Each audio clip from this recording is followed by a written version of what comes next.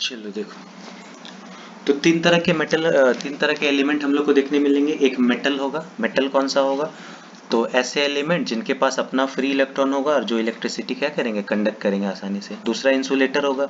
Insulator किसको बोलेंगे? तो ऐसे एलिमेंट जिनके पास फ्री चार्ज कैरियर या फ्री इलेक्ट्रॉन्स नहीं होगा, और जिसके पास भी अपना फ्री इलेक्ट्रॉन नहीं है वो इलेक्ट्रिसिटी कंडक्ट नहीं कर सकता। तो इन सब का कंडक्टिविटी इंसुलेटर का बहुत कम होगा। मेटल का कंडक्टिविटी ठीक ठाक होगा, बढ़िया होगा। और सेमी कंडक्टर का कंडक्टिविटी जो है वो बीच में आता है इन दोनों के, मतलब मेटल से कम रहता है, इंसुलेटर से ज़्यादा रहता है। लेकिन फिर भी जो सबसे यूजफुल एलिमेंट हम लोग देखेंगे वो हमारे पास सेमीकंडक्टर ही आएगा। अब देखो कैसे। इन सब को हम लोग मेटल, नॉन मेटल यानी कि इंसुलेटर और सेमीकंडक्टर को हम लोग अलग कैसे करते हैं? तो हम लोग अलग करते हैं बेस्ड ऑन एनर्जी लेवल। देखो, एक टर्म तुम लोग को अभी पढ़ना है और वो है एनर्जी लेवल। ठीक है, तुम लोग बोर मॉडल ऑफ एटम पढ़े होगे। बोर मॉडल ऑफ एटम में पढ़े हो कि जितने भी इलेक्ट्रॉन होते हैं, जितने भी एटम है, उनका क्या है? तो एक सेंटर में एक न्यूक्लियस है और उसके आसपास एनर्जी लेवल डिफाइंड है, मतलब ऐसे ऑर्बिट बना हुआ है, इस ऑर्बिट में एक एनर्जी, इस ऑर्बिट में ऐसा ऐसा करके। तो ये सारा जो ऑर्बिट है ये एक्चुअली में कहलाता क्या है? तो ये सारा कहलाता है तुम्हारा एनर्जी लेवल। एनर्जी लेवल है ना। हम लोग ये भी पता है कि अगर मान लो कोई इलेक्ट्रॉन है, जैसे मान लो कि ये सबसे फर्स्ट वाला ऑर्बिट पे, तो इस पे मान लो कि 2 इलेक्ट्रॉन है, तो दोनों इलेक्ट्रॉन, जो भी 2 रेड इलेक्ट्रॉन हम लोग को दिख रहा है, दोनों इलेक्ट्रॉन का एनर्जी सेम होगा क्योंकि दोनों सेम एनर्जी लेवल पे हैं। अगर हम ठीक इसी के अलावा दूसरे पे चले जाते हैं, मान लो ऊपर वाले में चले जाते हैं, इसका हम कोई भी इलेक्ट्रॉन को लेंगे इसमें से, तो हम देखेंगे इसमें से कोई भी इलेक्ट्रॉन जो है उसका एनर्जी क्या है? सेम है। सारे ब्लू का एनर्जी सेम है, सारे रेड का एनर्जी सेम है, सारे ग्रे का एनर्जी सेम है। तो अलग अलग इलेक्ट्रॉन का अलग अलग एनर्जी लेवल है बेस्ड ऑन कि वो किस ऑर्बिट पे है। ठीक है, ये तब हुआ जब हम एक आइसोलेटेड एटम लिए। ये जो हम लिए अभी, हम क्या लिए? आइसोलेटेड एटम, मतलब अकेला एटम लिए। लेकिन अकेला एटम तो एग्जिस्ट नहीं करता है। एटम जब भी एग्जिस्ट करता है तो कैसे एग्जिस्ट करेगा? ग्रुप में एग्जिस्ट करता है। एक बड़ा सा पीस लेंगे, मान लो मेटल का ले या जिसका भी ले, तो जैसे ही हम एक बड़ा सा ग्रुप लेंगे तो होगा क्या कि जब 2 एटम एक दूसरे के इंटरेक्शन में आते हैं, ठीक है, जैसे मान लो एक कॉपर है एटम, एक और कॉपर एटम है, तो कॉपर का ऊपर वाला फ्री है, ठीक है, चलो इधर उधर एनर्जी उसका कुछ भी है, मान कुछ भी एग्जाम्पल के लिए मान लेते हैं। ठीक है, तो मान लेते हैं एग्जाम्पल के लिए कि जो है तुम्हारा 16 इलेक्ट्रॉन वोल्ट है किसी का एनर्जी, कॉपर का कोई भी आउटर मोस्ट वाले का।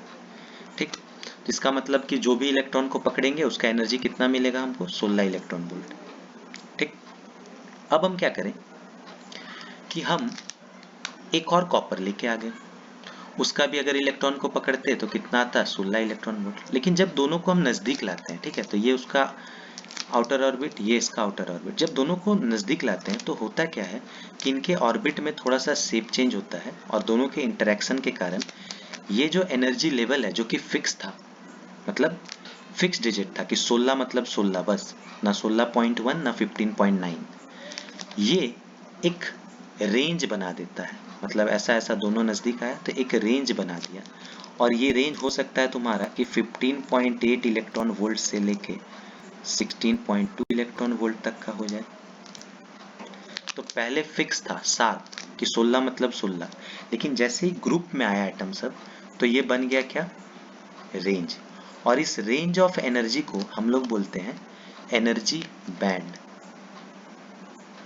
एनर्जी बैंड मतलब अब अगर हम यहाँ से कोई इलेक्ट्रॉन को निकालेंगे ना, यहाँ पे मान लो कोई एक ब्लू कलर का इलेक्ट्रॉन था इस जगह पे, अगर हम इस इलेक्ट्रॉन को निकालेंगे तो इसका एनर्जी 15.8 से लेके 16.2 के बीच में कुछ भी हो सकता है। ये बात आया समझ में? इसमें कोई दिक्कत? हाँ, तो एनर्जी बैंड बनता कैसे है ये बात पता चला? हाँ, देखो अब इसी एनर्जी बैंड के बेसिस पे अब होता क्या है, देखो जब बहुत सारा ग्रुप ऑफ एटम आ जाता है सामने तो बहुत सारा एनर्जी बैंड बन जाता है। मतलब ये सबसे लोअर एनर्जी बैंड, मतलब सबसे नजदीक वाला जो एटम सब है वो यहाँ से, देखो इधर एनर्जी बढ़ रहा है, इस साइड में, इस साइड में एनर्जी बढ़ रहा है, तो यहाँ से लेके यहाँ तक कुछ भी एनर्जी हो सकता है। ये बना तुम्हारा अगला एनर्जी बैंड, फिर इसी तरह से बना अगला एनर्जी बैंड, ऐसे करके तुम्हारा जो है तुम्हारा एनर्जी बैंड बनते जाता है बनते जाता है बनते जाता है, इस तरह करके ऐसा इधर बना अगला एनर्जी बैंड। ठीक है, सबका एनर्जी लेवल अलग अलग है। अब इसमें कुछ कुछ डेफिनेशन है, जैसे कि वो सारे एनर्जी बैंड जो कि कंप्लीटली फील्ड हो, ये ये सब कहलाता है वैलेंस बैंड।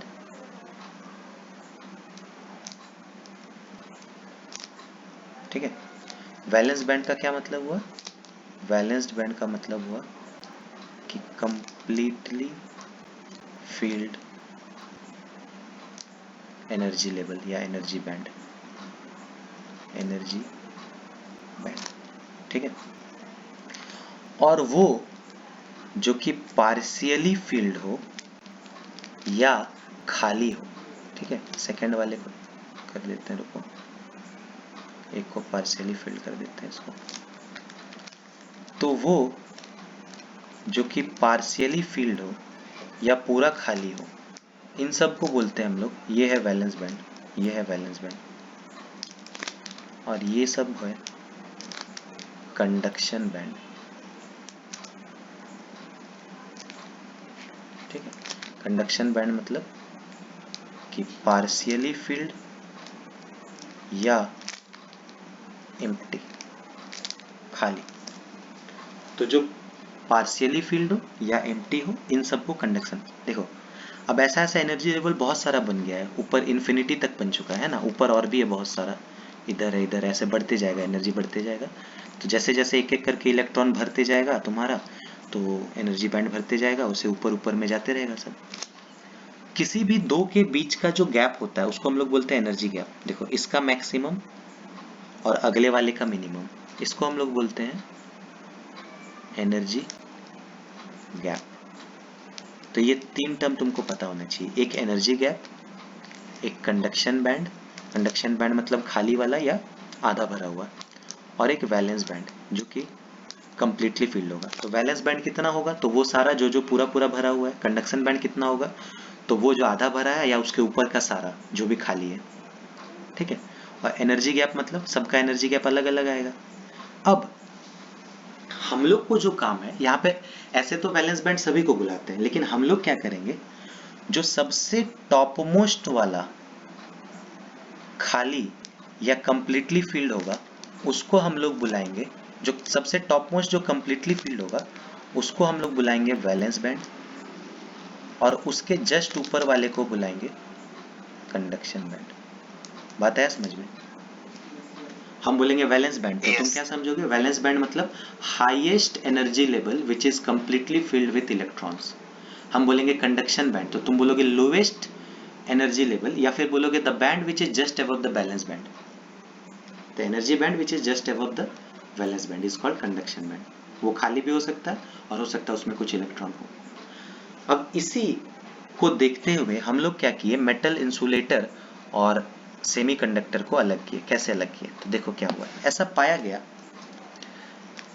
कि मेटल के केस में क्या होता है। अच्छा, एनर्जी गैप हम किसको बोलेंगे? तो एनर्जी गैप बोलेंगे VB और CB के बीच का जो एनर्जी होगा, देख लो यहाँ पे। ठीक है, एनर्जी गैप बोलेंगे वैलेंस बैंड और कंडक्शन बैंड के बीच के एनर्जी को। तो अब पहला मेटल, मेटल में दो तरह का नेचर देखा गया। क्या देखा गया?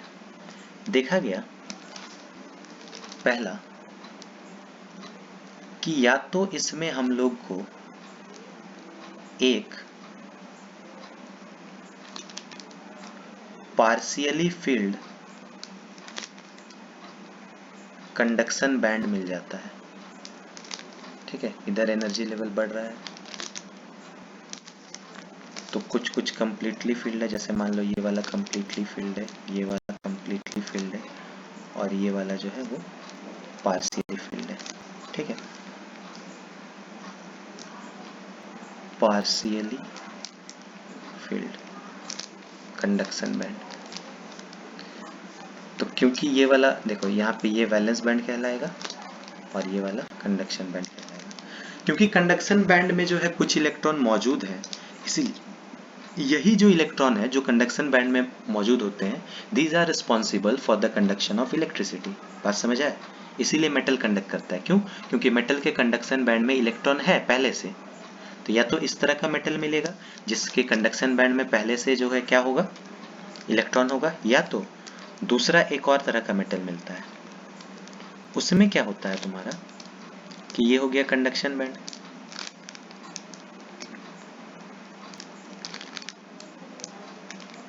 ऐसा मिलेगा। मतलब कंडक्शन बैंड और वैलेंस बैंड ये ओवरलैप करेगा। ठीक है, ये वाला इतना फील्ड था, ये वैलेंस बैंड था इस तरह का। तो इस केस में भी अगर तुम देखो तो क्योंकि कंडक्शन बैंड और वैलेंस बैंड एक दूसरे के ऊपर ओवरलैप कर रहा है, मतलब नो एनर्जी गैप, कोई एनर्जी गैप नहीं है। ठीक है, इसका मतलब क्या हुआ कि नो एनर्जी गैप। तो या तो पार्शियली फील्ड कंडक्शन बैंड या तो नो एनर्जी गैप। इस केस में भी हम बोलेंगे कि बताओ क्या कंडक्शन बैंड के पास इलेक्ट्रॉन है, तुम बोलोगे हाँ सर है। तो कंडक्शन बैंड के पास इलेक्ट्रॉन है तो ये भी क्या करेगा, कंडक्ट करेगा इलेक्ट्रिसिटी को। तो यही रीजन है कि मेटल जो है कंडक्ट करता है इलेक्ट्रिसिटी को। अगर हम यही वाला चीज नॉन मेटल के साथ देखना चाहेंगे या इंसुलेटर के साथ देखना चाहेंगे, तो इंसुलेटर में क्या होता है, इंसुलेटर में एक तो हमको खाली कंडक्शन बैंड मिलेगा, या अगर होगा भी तो बहुत कम, इतना कम कि बहुत कम कंडक्टिविटी होगा उसका।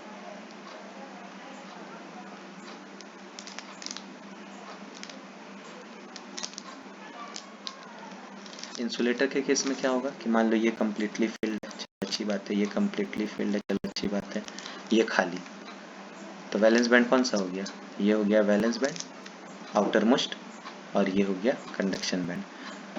तो पहला बात इसमें दो चीज देखने को मिलेगा कि एम्प्टी कंडक्शन बैंड, या तो खाली या तो बहुत कम, very few, very very few एकदम इलेक्ट्रॉन। और दूसरा बात कि ये जो एनर्जी गैप है बिटवीन वीबी एंड सीबी, ठीक है, एनर्जी गैप को हम लोग ईजी से डिनोट करते हैं। तो ई जो होगा वो बहुत ज़्यादा होगा, वेरी लार्ज। तो वेरी लार्ज एनर्जी गैप, और लार्ज एनर्जी गैप का मतलब क्या हुआ, लार्ज एनर्जी गैप का मतलब हुआ कि अगर हम इसको थोड़ा सा एनर्जी दे भी देंगे ना तो ये इलेक्ट्रॉन कंडक्शन बैंड में नहीं जा सकता। ठीक है, ये इलेक्ट्रॉन वोल्ट से ज़्यादा होता है ना सर? किसका, हाँ 3.6। यस सर, अप्रॉक्स में। क्योंकि ज़्यादा तुम्हारा एनर्जी गैप होगा, तो ज़्यादा एनर्जी गैप होने के कारण क्या होगा तुम्हारा कि इसमें भी जो है जंप नहीं कर पाएगा, और इसीलिए ये जो है इंसुलेटर जो है ये इलेक्ट्रिसिटी कंडक्ट नहीं कर पाता क्योंकि इसका कंडक्शन बैंड खाली है भी तो बहुत थोड़ा, एक दो होगा मे भी, यहाँ पे थोड़ा सा हल्का सा हो ऐसा। अब तीसरा आता है तुम्हारा सेमीकंडक्टर, और यही है इसका मेन प्रॉपर्टी।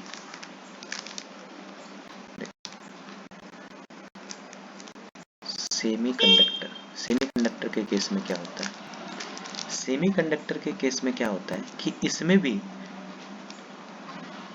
बहुत कम इलेक्ट्रॉन होता है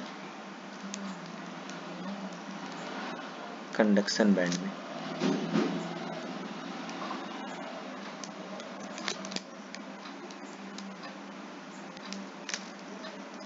इधर एनर्जी बढ़ रहा है ऊपर की तरफ, तो ये मान लो कंप्लीटली फिल्ड है, ये मान लो कंप्लीटली फिल्ड है, और ये वाला जो है बिल्कुल थोड़ा सा फील्ड होता है, एकदम पार्शियली फील्ड, या फिर नहीं भी हो सकता है किसी किसी के, तो बहुत हल्का पार्शियली। अब क्योंकि छोटा सा है एकदम, very few electrons in the conduction band, तो very few electrons in conduction band. इसका रिजल्ट क्या होता है, इसका रिजल्ट होता है लो कंडक्टिविटी। तो सेमीकंडक्टर का कंडक्टिविटी बहुत ज़्यादा नहीं होता, बहुत कम कंडक्टिविटी होता है नॉर्मल केस में।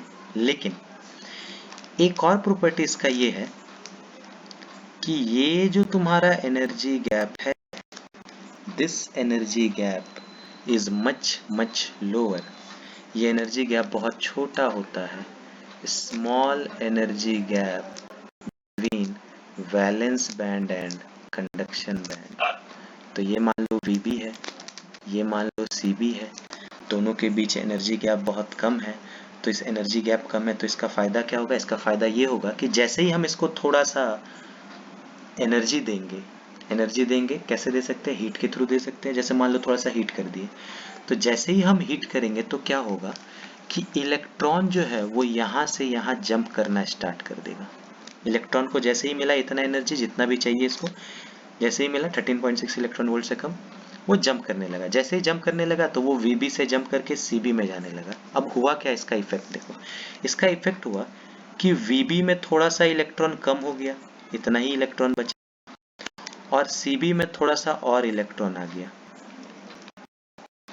अब अगर तुमको ध्यान से देखो तो तुम अब बोल सकते हो कि मेरे पास 2 कंडक्शन बैंड है। अब तो नया VB ये बन जाएगा ना,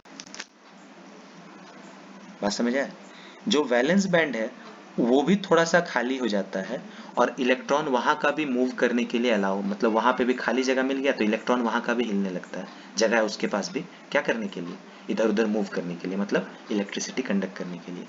और कंडक्शन बैंड तो है ही, तो क्योंकि कंडक्शन बैंड में नंबर ऑफ इलेक्ट्रॉन ज़्यादा हो जाता है और दूसरा वैलेंस बैंड भी थोड़ा सा खाली हो जाता है तो वहाँ के इलेक्ट्रॉन भी मोबाइल हो जाते हैं, तो इसका जो कंडक्टिविटी है वो बहुत ज़्यादा बढ़ जाता है, और इतना ज़्यादा कि मेटल से भी ज़्यादा बढ़ जाता है। तुम देख सकते हो मेटल के पास तो एक ही कंडक्शन बैंड था, इसके पास 2 कंडक्शन बैंड आ गया। बात समझ आए? तो क्या होता है इसमें, तो इफ एनर्जी इज प्रोवाइडेड, मतलब इफ हीटेड लिख देते हैं सीधा, व्हेन हीटेड,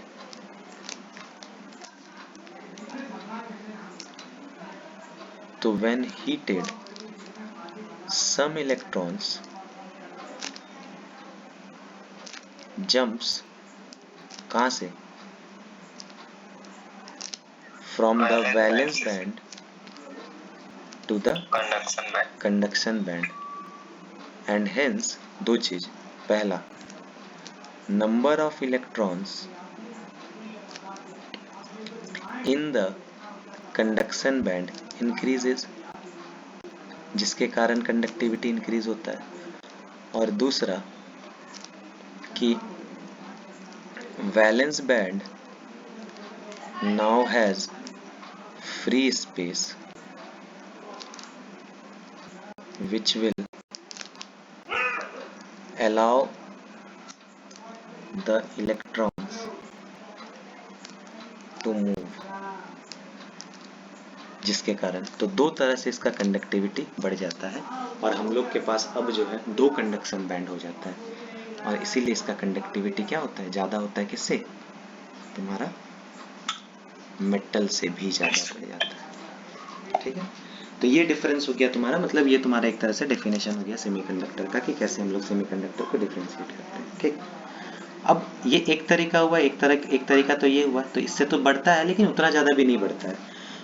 सेमीकंडक्टर का एक और ये चीज़ है तुम्हारा फायदा कि अगर हम इसमें थोड़ा सा इम्प्योरिटी मिला दें, जो कि तुमको आगे पढ़ना है, पी टाइप सेमीकंडक्टर और एन टाइप सेमीकंडक्टर, 2 तरह का सेमीकंडक्टर है ना, डोपिंग जिसको बोलते हैं, तो अगर हम इसको थोड़ा सा डोपिंग कर दे, मतलब इम्प्योरिटी मिला दे छोटा अमाउंट में, तो उसका फायदा ये होता है कि इसका जो कंडक्टिविटी है वो सेवरल टाइम्स बढ़ जाता है, बहुत बढ़ जाता है। ठीक है, देखो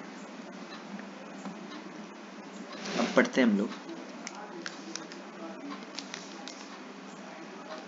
doping.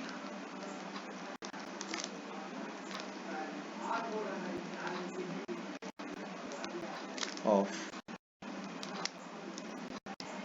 Semiconductor, doping of semiconductor next दिन पढ़ाएंगे। ठीक है, कॉल आ रहा है मेरा।